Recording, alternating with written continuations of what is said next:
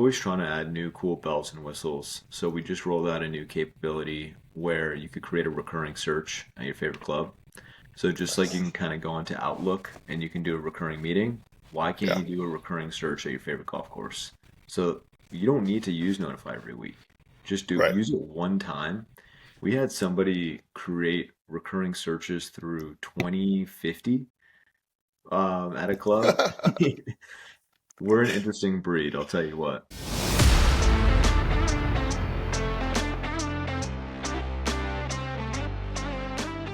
Ladies and gentlemen, welcome to the Whole Story Podcast. We've got a great episode for you today. Have you ever found yourself wanting a tee time at a certain place? Maybe like one of our favorite courses, Landmand. All the tee times booked in 50 minutes this year. And you're sitting there thinking, gosh, I missed the window to book it. I wish there was a way that I could maybe get a last minute tee time if somebody's not going to use theirs, if they decide they can't go, and if there was a way to pick up that tee time. Well, our guest today, Jake Gordon, has come up with a solution for that. His company, Noteefy, is a software that lays on top of many golf courses, platforms that does their booking, and it integrates with it so that, let's say I was not able to make my tee time at Landman and I call and cancel it, then all of a sudden people that have said, hey, I can play in this window of time, they get notified and they can grab that up. So what does that do? It gives opportunities for people to maybe pick up a last minute tee time at a course that they really want to play. They can set windows for when they can do it, but it also helps the golf course not lose the revenue from somebody that has to bail on a tee time. So Jake and the team at Noteefy are doing some great things. I think you guys are really going to enjoy this episode and learn more about what he's doing there.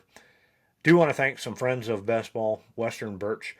They are always been a great partner. Lewis and the team there, they're doing some incredible things in the golf tee business. They really own the golf tee business. We talk about it all the time. You can get custom tees with your course logo, your brand embedded in the cup of the tee. They've got great color options that you can choose from to mix and match, and they just don't break. They're really good. So check out westernbirch.com and be sure to use Best Ball in the promo field to get a free gift with your order. Another thing we're doing at Best Ball this year, Jonathan and I, we always joke and laugh about the fact that we're average to not that average golfers. We are starting a series called Course Corrections, and it will debut next week, and it'll be all about us trying to get better. We've got partners and friends at Arccos and the Stack system that are going to help us on our journey, and we are going to try to learn how to play better, learn how to get better, score better, all with the same thought that we always preach and stuff. It's really all about the people that you're with. But it's fun to play better golf with those people. So, and I'm sure those people you get to play with appreciate it as well. So, be paying attention to our different channels on social media and our YouTube channel for a little show called Course Corrections that debuts next week. And again, thanks to Arccos Golf and the Stack system. Check out the show notes for those. We have some discounts that you can grab some of their gear and try it yourself, because we might as well all get better. So we appreciate these guys that are friends of the program. We've got some more on the way, so stay tuned. We're excited about our trip to St. Andrews to play the Old Course Reversed. One of the friends of the program with that one, Jones Golf Bag. Jonathan and I will be looping around with our Jones Golf Bag. So we're very excited to take that walk and to be carrying our clubs in style with that. And I do want to give a special shout out to a new friend, Ryan, with Prestige Golf Photography. He is going to follow us around during our round at the Castle Course and take some photos and video and stuff for us. So many thanks to Ryan. Check out Prestige Golf Photography. Follow him on Instagram. And yeah, if you are taking a trip to St. Andrews or anywhere in Scotland or Ireland, he said he will come and he will be your on-course photographer to capture those memories. So check them out. All right, so without further ado, here's Jake Gordon with Noteefy. Y'all enjoy.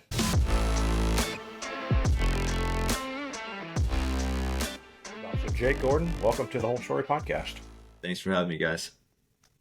Yeah, so obviously we're going to get to the app part and why you got there, but I'm assuming if you found the problem, it's because you played a lot of golf. So when did golf start for you? Was this one of like shave down clubs with your dad or college buddies getting you out there swinging a golf ball hard or what? Yeah, it's funny. I actually still I have some pent-up anger at my dad for not getting me into golf. I think when I was 4 years old, I think I would do a little bit better, and we would have closed a few more courses if I actually knew what I was doing around a golf course. Believe it or not, I was a wrestler. I grew up here in Southern California playing baseball, like many other folks here on the West Coast, and then a little bit before high school, got into wrestling. Kind of some parallels between wrestling and golf is that you really own your score. You win or lose. You can't blame the ref. There's really no politics. It's pretty much a meritocracy, and I love that about wrestling.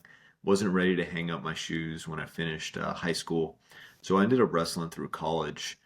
But after I wrapped up my career, I was in the market for a new hobby, and this was around 2019. So funny enough, my father-in-law took me out. We were on vacation, and we were at a beautiful club in the Bahamas. It was my first time ever playing golf, believe it or not.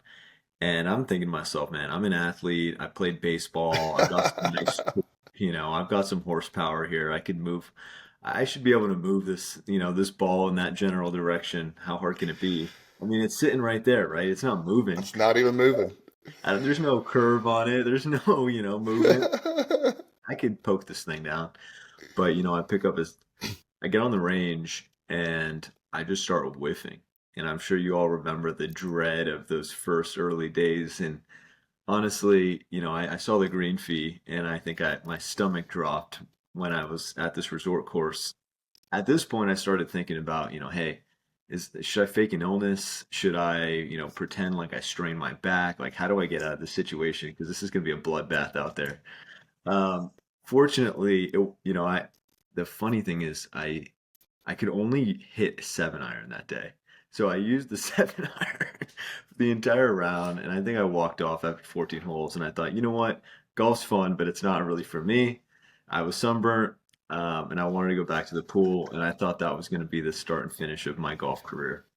But, something interesting happened, which is really during early days of COVID and even beforehand, all of my buddies, and all of my buddies who were washed up athletes, basketball players, football players, baseball players, everybody was into their careers, whether it's in finance, banking, consulting, tech, whatever.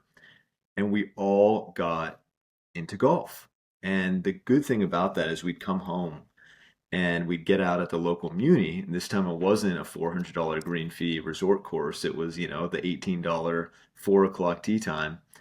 And we all were terrible together, which was actually a great access point into the game because we were athletes. So, we liked playing physical sports and getting out there and being competitive. But we were competing for, it was a triple bogey versus a double bogey out there, right? And what's funny is we kind of gradually were fighting to break 100, and then you're fighting. Then you get a couple pars out there, and you're chasing those pars, and then somebody breaks 90, and you see an 8 on the scorecard. It's like, oh my God, you're ready for the PGA Tour. Right. But that's a long-winded way of saying I think there was a number of lucky factors that contributed to my newfound obsession with the game of golf. The first being, I think, just the macro tailwind of golf around COVID, everyone getting into it. And serendipitously, all my buddies independently falling in love with the game and then us sucking together and gradually getting a little bit better. The second, I would say, is the fact that I came from a technology background. And so I always was oriented on problems. And one thing what that means is when I got into golf, I was the tee time booking guy. So I'd be talking to you guys and I'd have multiple monitors up and I'm smashing refresh and I was like the magician who could always find a way to get the tee time. And I think I found equal amounts of pain and problems in that booking journey as I did with trying to score on a golf course. So, there's a few factors there, but that was a long-winded version of my journey into golf. I I think this might be the first and only time I've ever heard somebody compare wrestling to golf and how they got in it. And I'm sitting there thinking like maybe it's because you want to put your playing partner in a headlock every now and then. Um, Yep. but you talk about booking, and I know you being in California, I have heard that tee times are kind of a hot commodity, and so you're talking about this problem that you're running into of multiple monitors. How am I going to book the tee time for me and my friends? And so you've discovered a problem that there's got to be a solution, right? So walk us through kind of the on the tech experience side, and you see this problem, like how do you get to then let's build something to fix it? Yeah, absolutely. Well, the first problem was the consumer problem. As the golfer who plays public courses, I was shocked by how manual it was and how much friction there was to try and get out on the course. And I had heard, obviously, early COVID, things very quickly got very compact and compressed. I had heard, hey, a couple years ago, you could just walk out on the course on a Saturday at 11 and you could probably squeeze out there. But now, obviously, especially being in LA, which had all the nefarious activity come out, that, it's compact and it's incredibly challenging to play. So the first one was, okay, this is a very crappy experience, I'll say, as a golfer trying to play. But other industries have solved this problem. Right. So, for example, I use OpenTable regularly. And with OpenTable, if you're looking for a restaurant, there's a lot of automation and personalization to get out there. It's also a pretty elegant booking journey. A few clicks, you're either on the course or you're on the standby list. Another one would be like Google Flights or Expedia. If you need to travel, you can click the city, your parameters of your price range, the proximity to a location, and very elegantly be provided real-time availability. And believe it or not, the last interesting inspiration was YouTube. So on YouTube, if you're following a creator, when they come out with a new video, you get a nice personalized prompt saying, hey, Robbie just dropped a new video. And it almost gives you a little hit of dopamine, like, that's exciting. Let me go jump on that. I can't wait to rip this new episode on my long drive I have home from work. So those three non-golf use cases were inspiring to me as the tee time booking guy. And I kind of had a revelation, which was, hey, why don't we build something like this for golf? And the high level vision was, what if every golfer had a tee time assistant in their pocket who was monitoring every single available tee time at their favorite clubs and can give them a personalized text saying, "Hey Robbie, hey Jonathan, good news, your favorite time just opened. Jump on it now and book right away." That to me felt like I wanted that personally. The thing is, building consumer products is very hard. I don't know if you're familiar. If you think about like an Uber, an Airbnb, a Pinterest, TaskRabbit, all of these consumer-focused software companies are very hard to build because the economics of what we call the lifetime value to the acquisition cost, and I'm getting nerdy, it's just hard to build a consumer software business. And my background was in more B2B. Worked for a big consulting technology company called Accenture. I was working with our startups every day in our ventures group. And so I just knew business to business much better. So as I started to get to know operators and ask them about, hey, what's your experience with this booking journey? We uncovered two other big problems, which is really where we play mostly today. The first is on cancellations. So while 98% of the week the tee sheet's compressed, for 24 to 48 hours before the tee time, whether it's Saturday morning or Friday morning, people cancel all the time, whether it's a foursome dropping to a twosome or a foursome just dropping out entirely because they're a member or they're, a local player who forgot they had a brunch scheduled. Inventory always comes online. And the operator is effectively holding the bag on that perishable inventory.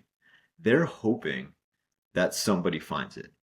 If they don't, then in most cases, the operator's holding the bag on $400, $500 of inventory, and it just is gone. Just like a plane ticket or a movie ticket, as soon as the time passes, it's gone. So we were shocked to find out about 20% of tee times get canceled. One in five. It's staggeringly high. And then the second or the third problem for the operator is that phone calls in the pro shop are ringing off the hook. So you've got Robbie in the pro shop who's got three people in line to check in, the phone's ringing, and you're also expected to move product and try and deliver a great experience. And it's just overwhelming. So could there be a way to solve for the cancellation problem and the phone call operational inefficiency? And that's where we've decided to pivot the business. At this point, I had brought on an amazing co-founder who was a senior engineer, had been building technology products at Microsoft and a bunch of startups for 10 plus years, fellow golf addict. And we decided to pivot the business to B2B to C, meaning the course operator is actually our customer, the golfer is the end user, and we white label the software to install into the existing tech stack they already use. Long story short, we started with one local muni down the road here in LA. I picked up the phone and I said, "Hey, Brian, can't ever get tee times at your course." He said, "Yeah, and you and everybody else, what do you got for me?" I said, "What if you could alert golfers when a tee time opens and route them right to book direct on your tee sheet? Would you use that?" He said, "Heck yeah." And fortunately, that was the first yes, which we parlayed into a big management company timeline about 2 years ago. That management company said, "Yeah, we'll try it," at three clubs: a muni, a high-end daily fee, and a destination resort. And fortunately, at all three, the technology stood up, the golfers were using it, the revenue was up and to the right for the operator. And today, now we have about 570 clubs using the software. So it's been a fun journey. Hundreds of thousands of golfers have used Noteefy. We've sent 3.5 million text messages, which is crazy. We have, and we now have a team of 17 people who are exclusively focusing on trying to make golf more accessible and help operators better run their business. Yeah, you talk about your experience, and there's so many times where I'm trying to book online, and I'm thinking, has whoever built this, have they never visited a website? Like, what are they thinking about, right? Like, how is this still from 2003, where I've got to jump through three hoops, or craziness of paying everybody up all at once, like just the Right. nonsense that goes with it. So how did that shift whenever you went to the B2B model? Because the other side of it is you've got Bob at the pro shop who may or may not want to be busy depending on what part of the world they're in. How did that work in terms of the feedback from the folks working at the golf shop? Right. It's a great question. For us to be successful, we need to get buy-in and adoption from really three different parties. You've Hmm. got the course manager slash owner, who's got to believe that this is going to drive incremental revenue if they're going to pay a software subscription. Then you've got the course, day-to-day operator who's there in the pro shop, whether it's the club manager or it's, the front, the front desk staff, whoever that person is who's running the club, working the phone, checking people in, they've got to buy in. And then lastly, it's got to be easy for the golfer. So we are always thinking from a software point of view, how do we solve for all three? How do we make it easy where if Jake calls Robbie in the pro shop and says, "Hey man, I can't find a tee time. What do you got?" Can you put my name down? Robbie can very simply explain that you have a digital waitlist option that can help alert you if something opens, which solves your problem. And then at the same time, it's got to be easy for the golfer to sign up, right? There can't Right. be a ton of friction and hoops. You can't be doing gymnastics trying to get onto the course or onto the waitlist. So we're constantly solving for all three. When we launch a new course, we do pretty thorough onboarding to help them understand the value prop, print out a piece of paper to put next to the phone, send this email to your golfers to educate them. So we try and think of everything we can to make it easy for all the stakeholders. One of our favorite courses is Landmand there in Homer, Nebraska. I know they are a client of yours, and we've told the story over and over again about them. They open up their tee sheet public course. They open it up on December 31st at 8 a.m. Central, and the thing last year sold out in 3 hours. And I I can see the problem that you guys are solving for them because T sheet sells out immediately, and somebody's like, "Man, I missed the day. I want to know is there a chance to play this thing?" And so they sign up with Noteefy, and all of a sudden, you know what? I'm going to be close to Homer, Nebraska during this period of time. Let me know if something comes up, right? Like, I can easily see the problem you guys are solving for them, and for Will Anderson and the crew there, it keeps golfers on the course, right? Yeah, that's absolutely right. I had never heard of Landman before starting to read into a lot of the demand in the story behind the property. It really feels like a real life build it and they will come type story, Field of Dreams, but maybe Golf Course of Dreams, because you've got a beautiful plot of land on a farm in Nebraska, and you bring in some world-class architects who have a vision, and they say, hey, I think we could do something special here. You get the family, Will, and team to buy in and say, you know what, let's make it happen. Next thing you know, Landman, I mean, of our 570 courses, 35 of the top 100 Golf Week courses are using Notify. We've never seen demand like Landman. Nothing like it. I'm telling you, it's like a Taylor Swift concert with, not joking, 800 people a day on standby every day of the year. Wow. People would play that course in negative 30, and it's unbelievable. I mean, they blow out of the water. I mean, I know Landman's a top 25 course, but their level of demand far exceeds some much bigger brand name courses that you have heard of. So with Will, that's exactly right. I would say, we always think of those three problems, right? The customer, the operator revenue loss, and then the operational efficiency. I would say with Will, all three are in play, but it's really giving golfers a fighting shot and getting their staff off the phone. Those are the big two. Obviously, the product's going to pay for itself many times over, but I don't think he's coming to us asking for revenue help. I think it's about the rest of the picture. Not to get too techy, used to be a part of a software company, basically playing your role, not the tech side. How do you work with the API integrations for all of the different actual booking systems, right? Because you're not a true booking system, you're just a link to the booking system at the right time and space. Yep, that's a great question. So over the last 2 years, we've built relationships with all the major booking engines. Mhm. And in most cases, we have an API that gives us real-time inventory. Yeah, And we use that API to match effectively supply against the customer demand. So on one side of the algorithm, we know when Robbie and Jonathan and Jake are looking to play, the days, the times, everything. On the other side, we're monitoring real-time inventory. And so we know exactly that Landman has a 2 p.m. tee time on this day that just popped up, right? So the API and the relationships with the booking engines is critical. We right. don't want to be a rogue operator who's just plugging in to, a tech stack that the course doesn't necessarily want us to, or that the tee sheet doesn't want us to. So having kind of being almost like Switzerland, the good guy Yeah, who just making tee times easier to find and driving revenue is where we want to play.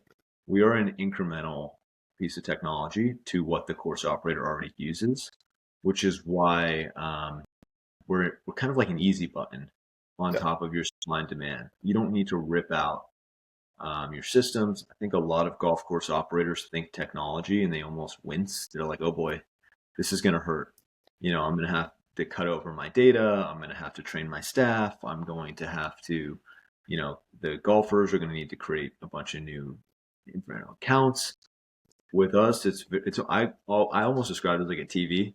You buy it, plug it in, you learn how to use the remote, and you kind of just let it be. yeah. Do you have a lot of courses that kind of push back? I mean, I would imagine, based on the success of Landman and some of these others, 500 something courses now, I would imagine you might need a Notify app for people trying to sign up for this thing. But are you having courses that when you've talked to them, they're like, that's not for us? So it's interesting you use the term app because we actually do not have an app that you can download. And that is a feature, not a bug. Um, it's funny. I'm sure, Jonathan, you've heard that line before, feature, not a bug. The Right. reason is a lot of course operators do not want to have their tee times being, distributed to third-party marketplaces without them having very close control over that. So for us as a B2B software business, it would create some friction or some confusion for the operator. I mean, the dot app doesn't help. So, on a product positioning point of view, it's not our best strong suit. But you know, not having an app where Robbie's golf course is next to Jonathan's golf course is by design because we don't want the golf course's demand. We don't want Will's demand at Landmand to go necessarily to a competitor's resort. Right. So that's an important part of how we set things up is we have a lot of cross promotion of courses, but only when the operator gives us the green light because they're also managed or owned by that operator, if that makes sense. So we won't put competitive courses next to each other in the Notify experience. So like Old Dane and Landman would have something next to each other, but you wouldn't put something down in Sioux City an hour away that also shows that particular time and space. That's exactly right. That's exactly Yeah. right. And that's by design because that course operator, a core part of why they're buying Notify is to have the direct channel between Right. the golfer and their course. And we Yeah. also give the course 100% of the revenue that they capture through the platform. So again, they don't want to be competing with their peers in using our product. From a consumer perspective, though, let's say I was going to be in the area, wanted to go in this particular time, I could highlight what was it, what do we play? Indian Creek? Indian Creek, yeah, in Yeah. Omaha. So like if I said, okay, I'm going to be in Homer, Nebraska, maybe I made the lottery and the Taylor Swift event and I got my tee time, but I also want to play three or four other courses. I could go to would I go to Notify and actually be able to sign up and see all the different courses that are available in the area? So me as a consumer can pick and choose what I'm going to get an alert on. Yes, somewhat. You could go to our website right now, and we've got a Okay. course map at Got you. noteefy.app. You can go to the course map, and on the course map, we've got a little marker on every course we Right. work with. The idea there is, hey, if a golfer goes to our site and wants to do some discovery to the courses in their area we're working with, Yeah. all, green light to them, and we would love to send new business to these courses. But by design, we do not have an experience where Jonathan goes to, you know, uh, Sioux Falls and is looking for all the courses in the area because again, we don't want our customers, the golf Right. course, to have a competitive experience. However, you only need to sign up for Notify one time ever. If you're creating an account, and this is an important thing for us, if you come to LA and we have all of LA County, I think we have over 100 courses in California. You could sign up one time at any of those courses, and you never need to sign in again at any other course that's using our product across the country. The Wow. reason is because nobody wants to remember. Right. Like it was a bane of Six our passwords. existence, man. You're playing in Charleston, and you go to three different courses, and you a lot of times they could use the same T sheet, and you can't even sign in to this one account in the same T sheet. Right. And so we wanted to do something about that too. No developer wants to write out the code that requires multiple users and access. And oh man, I can't imagine the nonsense behind that. Yeah, I mean, we even took it one step further. We eliminated passwords. Right. So we don't, our entire product experience is passwordless. You're It's just a only, bridge. yeah, it's only based on like if you're signing in, you just need a phone number. because we don't want you to have to remember, oh, what's my Noteefy password? It's Right. just, oh, put in your phone number, here's your confirmation code, boom. Yeah, that's smart. Yeah, So you mentioned 20%. Let's say, hey, one of our listeners happens to be a golf course. Maybe we only have two, so hopefully one of them does. But sure. let's say that they're the golf course. They are experiencing the 20% loss, right? People Yeah. canceling. I'm sure you have the statistics. How does Notify, what percentage do you recoup from that if you're using the Notify app or the Yeah, Notify it's a service? really great question. We had a course in the Pacific Northwest that's doing a lot of volume, and they did a study. They looked at what's their recapture rate organically Hmm. of cancellations inside of 48 hours relative, pretty much before and after Notify. So before Notify, if someone canceled um, within 48 hours, they would refill at about 40%. So, hey, Robbie got lucky. You checked on Friday. Boom, Right. there's a big juicy 9 a.m. tea time on Saturday. You're ecstatic. That's about a 40% probability of refilling it. They looked at the same statistic after Notify and found the rate jumped to 85%. Wow. So the probability of refilling your tea time, well, more than doubled for the operator. And what I post about all the time and talk about all the time is we track the incremental revenue days from the tea time. And we've got courses. We have a municipality in South Florida who's done over $500,000 in revenue inside of 24 hours. Wow. Meaning it's almost mind-boggling the amount of incremental rounds being generated from people who cancel on Friday and get rebooked on Saturday. Well, but again, how many golfers on Friday at noon with their buddies are going, man, we should get together and play golf tomorrow. Let's just do that. But it's all booked. There's no option. You've got to plan out a week or two, 3 weeks in advance.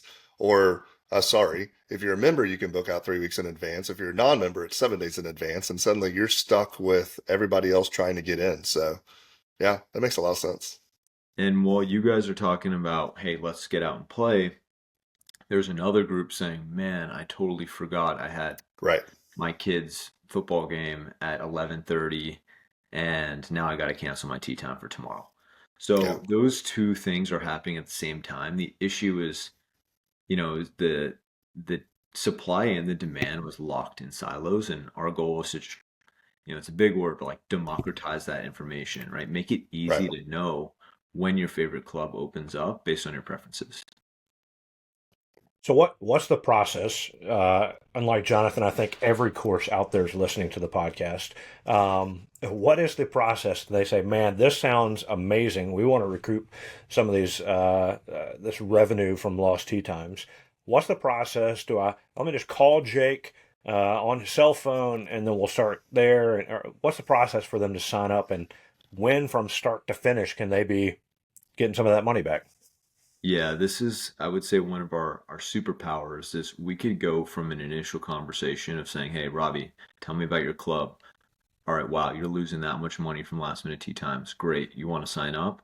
We could go from that initial conversation to in your golfer's hands with a personalized tee time booking assistant in really 2 weeks, which is pretty crazy given a lot of new technology takes months, if not years, to get implemented. So 2 weeks end to end from that first conversation.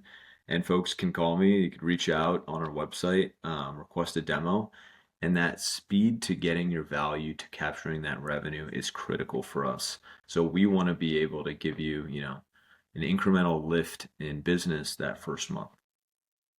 That's Yeah. awesome. So, I mean, if you're a golf course owner, manager, or hey, listen, if you're just a guy that loves to play golf in your area and you're listening to this is going to come out probably sometime in January, the course is closed because of winter, or you're just thinking, man, we lost so much money last year. We've got to get the number of tee times up.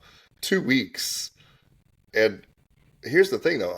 And again, I'm assuming you've done the math. It always pays out, Right. right? Like there's no way to lose money on this, and if there is, there's probably a way to cancel. So Sure. those are all things too. Like I'm at this point, you guys are putting your money where your mouth is to make sure that everybody wins. Yeah, and we're always trying to add new cool bells and whistles. So we just rolled out a new capability where you could create a recurring search at your favorite club. So just like you Nice. can kind of go into Outlook and you can do a recurring meeting, why can't Yeah. you do a recurring search at your favorite golf course? So you don't need to use Notify every week. Just do Right. use it one time. We had somebody create recurring searches through 2050 at a club. We're an interesting breed, I'll tell you what. Yeah. That that's interesting. Well, we talked about Landman, and they're in Homer, Nebraska. They're probably an oddity because of, like you said, course, land, King Collins group that built it. Are there certain pockets of the country that are better candidates for needing something like Notify?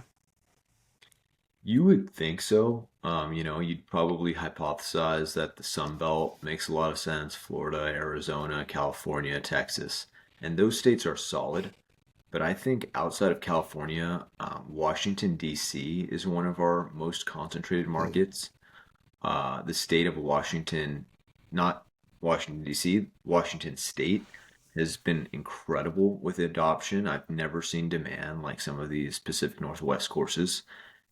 In the New York Metro, I think we probably have 50 to 100 clubs of public golf. Munis to Bally's Ferry Point in Manhattan and everything, Crystal Springs Resort in Jersey and everything in between. So you would think that there's a seasonality component to this, but the reality is we're seeing very strong adoption across the board, almost regardless of where the course is located. I certainly Are you wouldn't finding, I wouldn't have had Landmand on my bingo card of what's going to be the right? busiest course on our platform. I'll tell you what. Are you gathering or do you have information on the consumer data? Like, is there a key demographic that's looking for? Because I feel like there's going to be some folks that always just want to call. There's going to be a younger generation that says, "Why isn't technology fixing this?"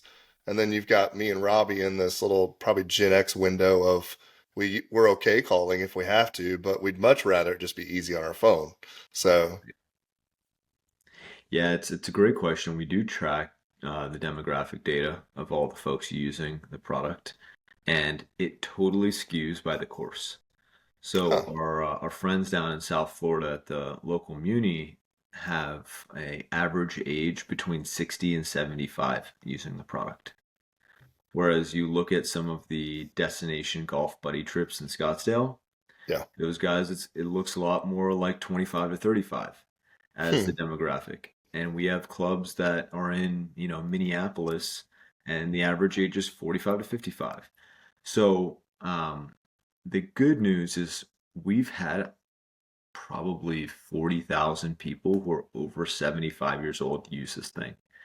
And Sweet. the reason that matters is it's got to be easy. And we're trying to think every day, hey, how do we eliminate some of the friction of using this product? How do we get Robbie through the funnel to create a search so that you can give your business to this course who's given us their hard-earned funds? Well, you solved 95% of it by not having a login.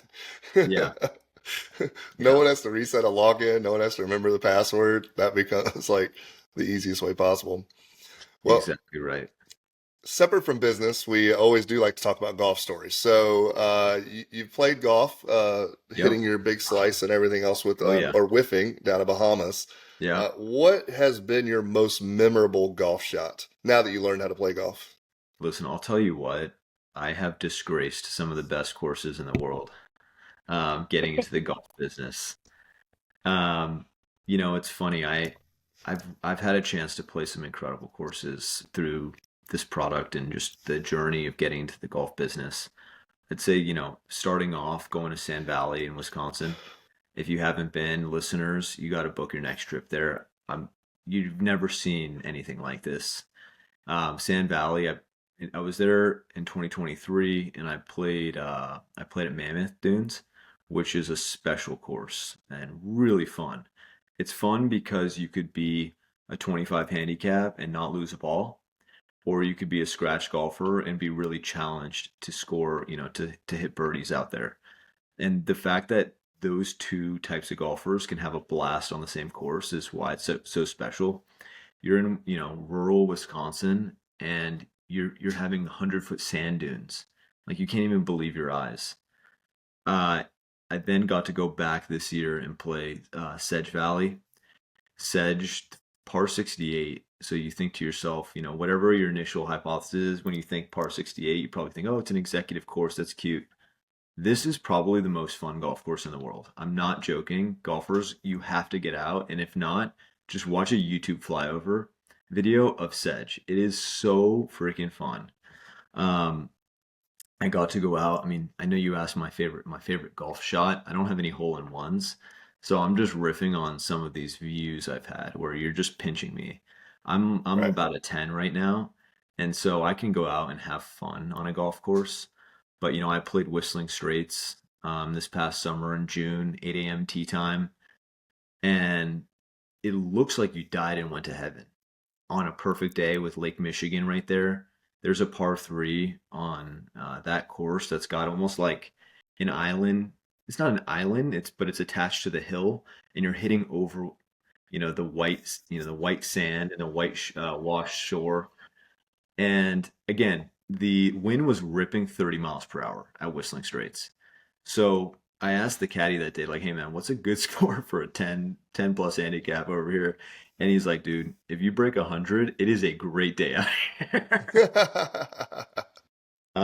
So, Whistling Straits, I mean, Wisconsin golf is unbelievable. And then I think the most euphoric course I've ever played would be Riviera Country Club, where they have the Genesis. Riv is just unbelievable. I mean, there's a reason the PGA guys always rank that their favorite course on tour every year. It is so fun. It is so special, the layout.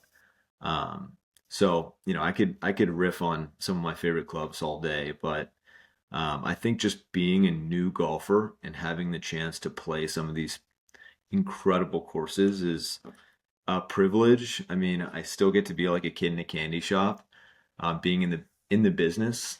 So hopefully a lot more on the list. I'll wrap it by listing Cabot Citrus Farms. I'm sure you guys have talked about Cabot. They're a client of ours. That's a new property. We got to be one of the first people to play it last January. And, the course was interesting because I'd never been to Pinehurst, but a lot of our friend, the team has, and they were saying this looks like Pinehurst in Florida, but with like abandoned inspiration. So, it's very unique. Not a ton of water, which is typical of Florida golf. Um, but you could just see that this is going to be one of the top golf destinations in the world when it grows in. Now, it was pretty much like putting on a carpet because this was January and it was pre-play. They were still growing in the greens, but it's now gracing the cover of the Golf magazine, Right. top 100. Karoo, you got to go out and play. Yep. Very Well, nice. that We that's a saw great segue. Go Billy ahead. Billy Richards took that picture Yep. of the picture there. So yeah. Yeah. Well, that's a great segue to what we call the quick nine, just a little back and forth. I mean, I'm going to take whatever you just said for the last 2 minutes as the favorite course that you've played because you've listed Yeah. all of the favorite courses that everyone would ever want to play. So, Robbie, you want to go for number two? Well, I'll give you a little controversial take. Oh, Okay. So, and I don't want to offend my host, but I had a chance to play LACC North Course, and I got to be at LACC and watch with front row seat, the best players in the world go out and shoot 61, 62, which in retrospect, I don't know how the heck they did that because that course is a beast. Like that course is so hard, which is maybe an obvious statement, but at least a lot of those other courses, like a Riv or those the destination courses, you can go out and play. You can play Whistling Straits and feel like you could at least compete for pars. I I really struggled at LACC, and there's a course that's also Gil Hans in Southern California called Rustic Canyon. Have you guys ever heard of Rustic Canyon? I've heard about that one. Yeah. So Rustic is a top 50 course in the US on that list of Golf Mag or golf.com. And it's a muni. It's a $70 muni. And you could go out and play Rustic, which has a lot of the Gil Hans inspiration. It's got the rolling fairways, it's got the sand bunkers that are kind of waste areas in the middle of the fairway. It's got crazy greens. But again, you're paying $80 to get out there on Saturday. You're not, beg, borrowing, and stealing to try and get out the North Course. So that's a little bit of my hot take is if I had a magic wand, I'd rather go back and play Rustic, which is very hard to play at, than LACC again. That's awesome. All right. Well, what then course is at the top of your bucket list? So selfishly, I'd love to, I think, get out to Bandon Dunes. I've never been, and you heard me go on a 7-minute monologue about how awesome Sand Valley is. The Kaiser family, especially Chris, we're pretty close with. He's an investor in the company, Nice. and he's also an advisor for us. So, to have 4 courses in the top 10 is pretty insane. And as an entrepreneur, I really respect what Mike Kaiser did, pretty much being in the paper postcard industry and then finding a rural piece of property in Northern Oregon and saying, let's go put a golf resort here, which is 4 hours from civilization. So I think Bandon's next on the hit list for sure. That we had a review last night where we were talking about a bunch of courses, and that's on my realistic bucket list for this year as well. Yep. Yep. You got to make it happen. Who would be in your dream foursome? Oh, it's a good one. I'm a sports guy, and I've been spending a lot of time talking about Kobe because I'm obviously in LA. But I think the reason, I don't know if Kobe played, probably I could go with MJ. MJ because I just love that killer competitive spirit. Like everything you watch The Last Dance and you see this guy's competitive attitude and he just wants to rip your head off out there. And it's funny that he's, a golfer. He's obviously not only a golfer, but he's a legend in the game of golf and all he's contributed.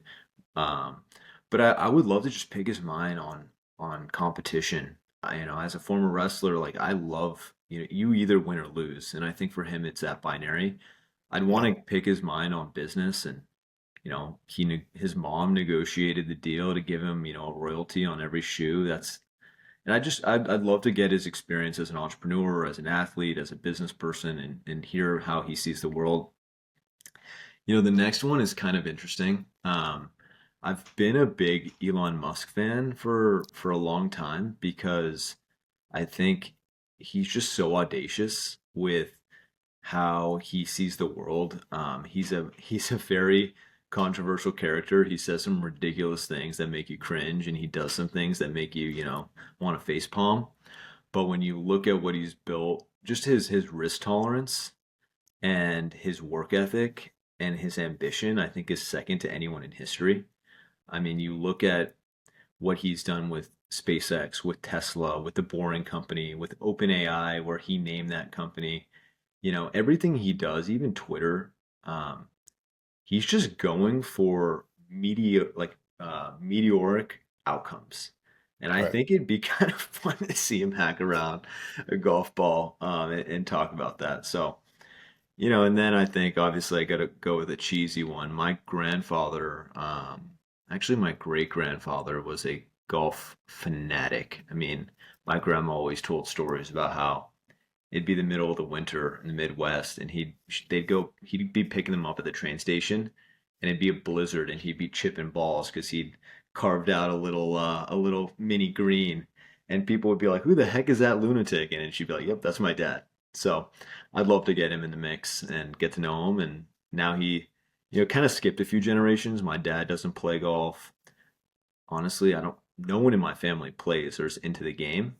Now, tangentially, they can't go through a family dinner without hearing everything. But it'd be really cool to get out, with someone in the family like that. That's awesome. Very nice. That man, That'd be Jonathan and I would just come caddy for that group. That would be a lot of fun. I just want to hear the Yeah. stories, right? Just carry the Can bag you and keep imagine playing. MJ and Elon in a group here with me just hacking around Yeah. some golf shots? Do That'd you, I don't know how well your company's doing. I'm not sure you could handle the bets that would go between the two of them.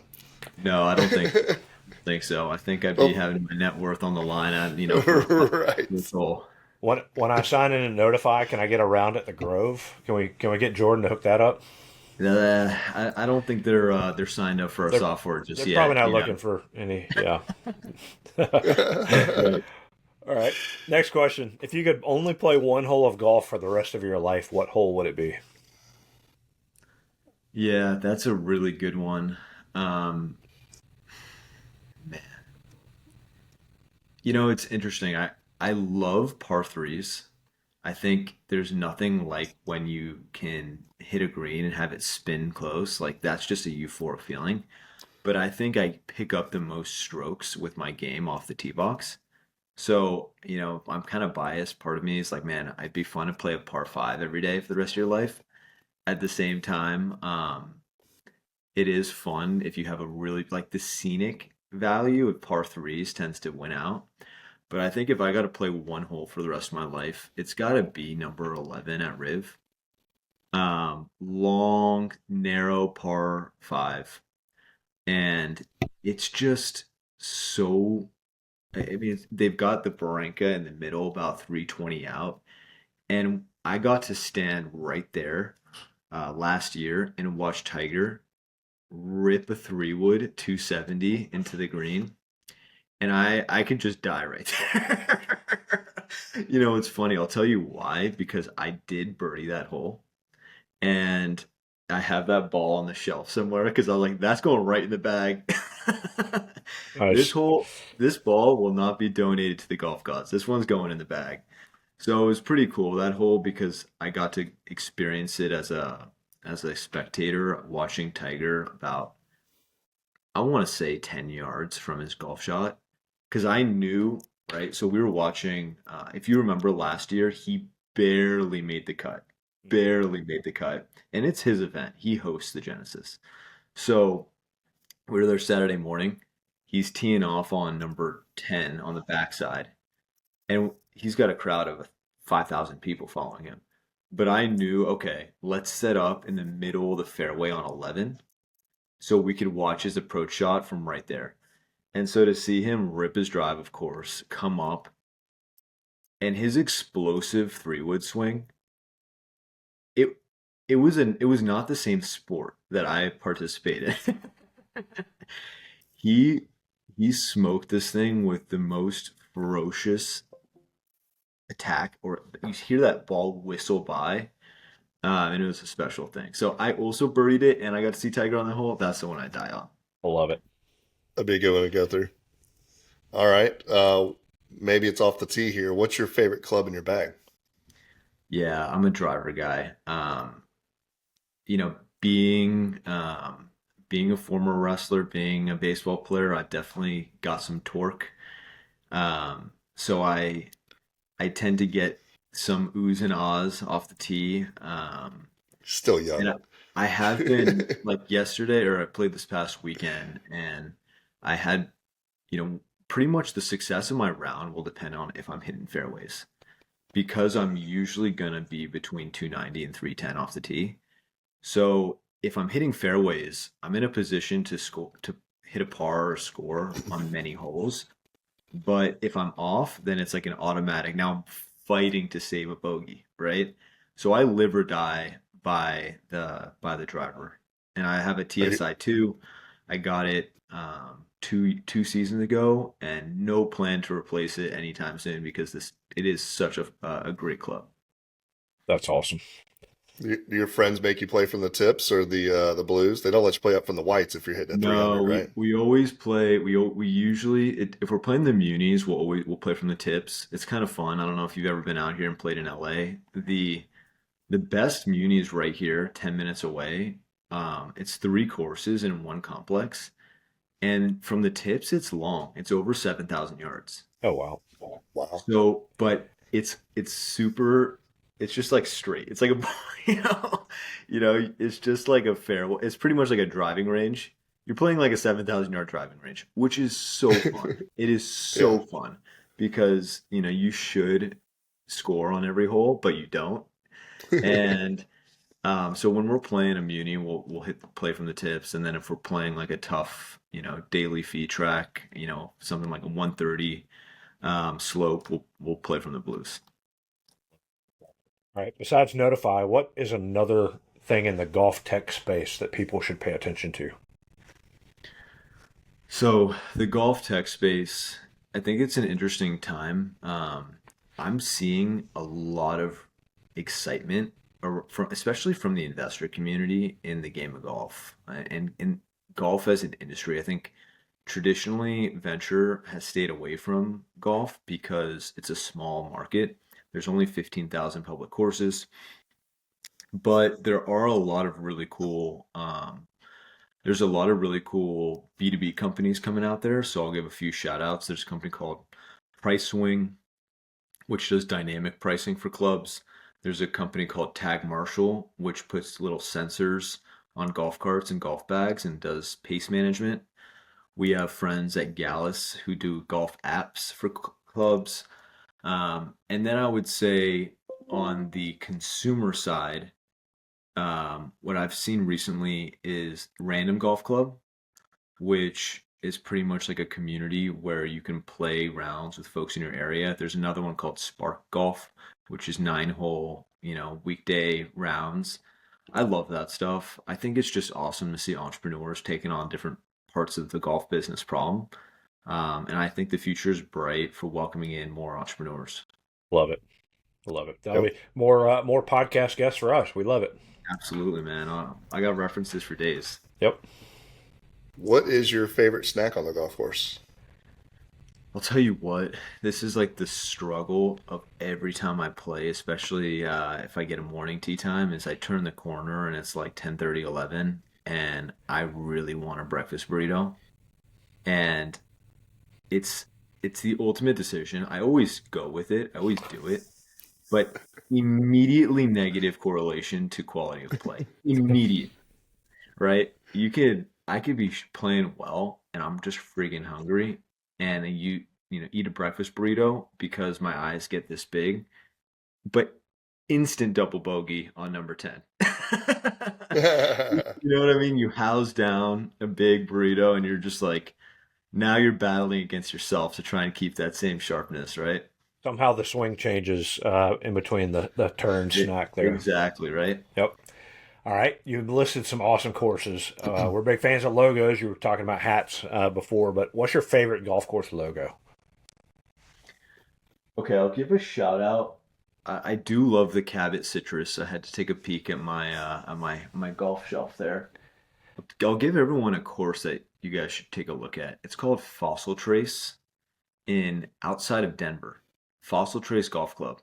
They've got these massive boulders in the middle of the fairway, and it's actually owned by the city of Golden, and the city of Golden runs it, but it's a super high-end muni. It's probably 160, $175 to play, especially on the weekends. That course has got a cool fossil as the logo, Yeah. and it's because the land, I mean, the course is built into the natural topography of like the Colorado Rockies. And it is okay, first of all, the elevation. I don't know if you've ever played golf in Colorado. The ball freaking flies. I think I went at least 300 yards with a 3-wood on a couple holes. And That's that's awesome. not, it wasn't like it was just because you get another 40% because it's such high elevation. And on a warm day or with some wind, you get video game numbers with your clubs. You're hitting a 9 iron, 205, and you're just like, because you get this. It is such a fun course. Do a flyover of Fossil Trace, and their logo rocks as well. Love it. Nice. Yeah, we got to get to elevation so it looks like our golf game's better. I don't That's know. what Rocks in the fairway. We're good because we don't hit fairways, right? No, the problem with that hole, and it's a really funny hole, is you got to actually like carry these giant boulders because I think it's a par five. So you can hit your tee shot uninterrupted, but if you're gonna go for the green, you got to carry these giant boulders, which inevitably doesn't end well for anybody, right? Yeah, love it. And everyone tries because they're like, well, I'm like 20 yards further. Surely I'll clear. Yeah. All right. Last question. What's next for Noteefy?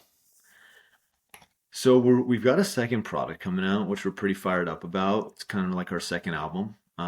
We're working on it with a bunch of our operators, and I think we're taking on no-shows beyond just cancellations and excess. So Yeah. more on that to come. That's a big focus of our team's energy right now is building this kind of second product to try and eliminate no-shows at clubs. That's exciting. We're going to be at the PGA show. If anyone's going to be there, come find our booth. Would love to see you. And that's always like the Super Bowl of the golf business. And then we've got some new team members coming on for 2025. So uh, really excited to see what we can do and keep the momentum rolling. That's awesome. Well, Good deal. yeah, we might have to get you back on to talk about this no-show product. That'd be fun. Well, Absolutely. Jake, thanks, man. This has been fun having you on the Whole Story podcast. Really appreciate it, guys. And don't be a stranger. Let's play if you're ever in SoCal. Oh, let's do it. All right. Well, for Jake and Jonathan, this is Robbie, and you guys have been listening to another episode of the Whole Story podcast.